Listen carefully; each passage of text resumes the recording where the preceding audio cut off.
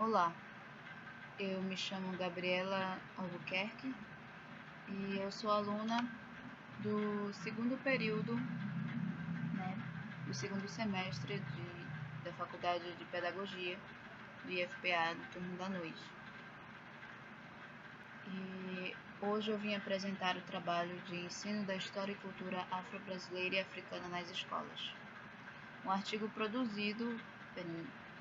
durante a disciplina de Educação e Ética Profissional, dirigida pelo professor Haroldo de Vasconcelos Bentes, que foi o coautor deste presente trabalho. E aqui vamos ver o que acontece durante esse processo de ensino.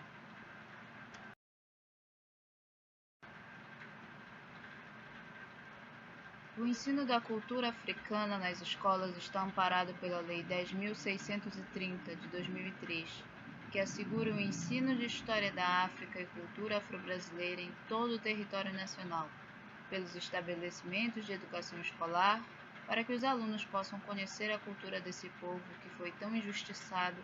mas ao mesmo tempo fundamental na construção do nosso país. Bom, para que nós possamos nos aprofundar um pouco nesse tema,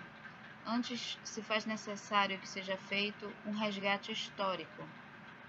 buscando ainda lá pelo período da colonização do nosso país, nos quais alguns fatores são muito relevantes ao longo deste contexto. Neste sentido, esse artigo espelha uma etapa avaliativa da disciplina de Educação e Ética Profissional, como eu já havia falado anteriormente, produzida durante o segundo semestre de Pedagogia, onde se aprofundou nos estudos e pesquisas sobre o fortalecimento da política de formação inicial de professores, tornando-a mais contextualizada localmente e significativa,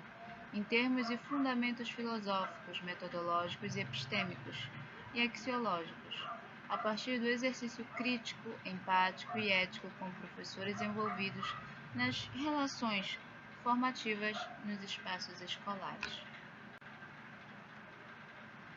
Bom, a primeira imagem eu uso para ilustrar o período da colonização,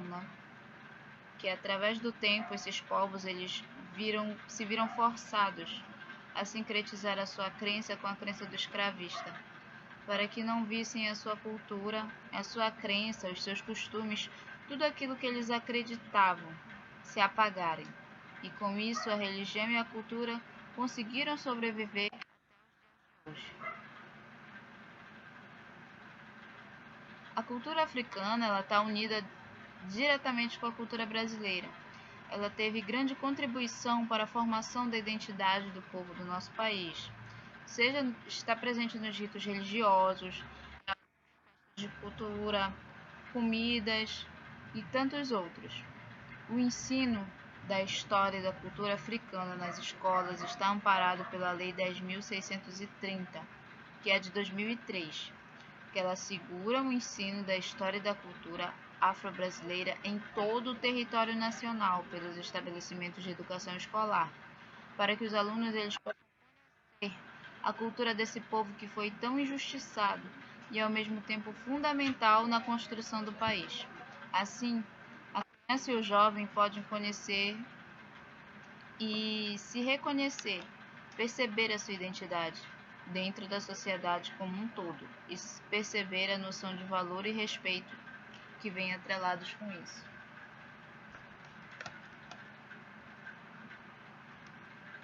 Bom, segundo a revista Nova Escola, ainda se tem muita desinformação,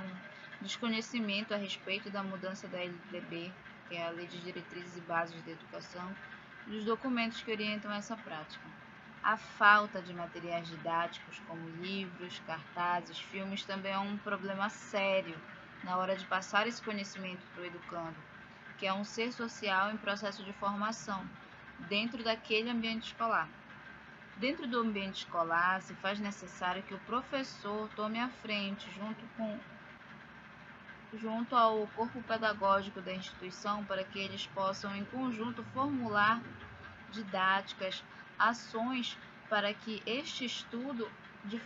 aconteça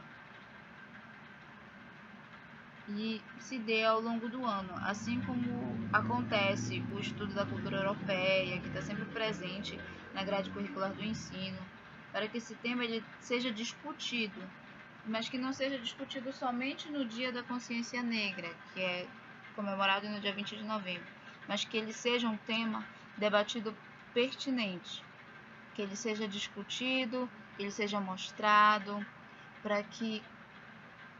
com isso nós possamos passar a transformar a nova sociedade. É verdade sim que ainda existe muito preconceito, muito etnocentrismo, que é o fato de eu querer julgar a minha cultura superior à cultura do outro. E diante desse cenário é importante ressaltar o papel que o professor pesquisador tem dentro desse contexto. A sua formação continuada, a busca por novos saberes, por novos processos didáticos, se faz fundamental para que esse agente formador ele tenha uma melhor visão de como ele deverá abordar esse tema dentro de sala de aula, para que ele seja de fácil entendimento, bem recebido perante os seus alunos. Bom, durante o processo de formação do professor, no que diz respeito à diversidade étnico-racial, é uma conduta ética e fundamental para combater e esclarecer a propagação da cultura do racismo,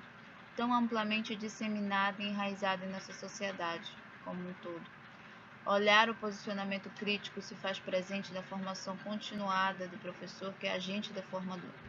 formador social, se faz fundamental para a mudança desse cenário. Faz-se necessário uma busca pela formação continuada e de maior estudo nessas áreas, para que o professor possa buscar uma maneira de melhor interação com seus alunos e abordagem para que esse momento, para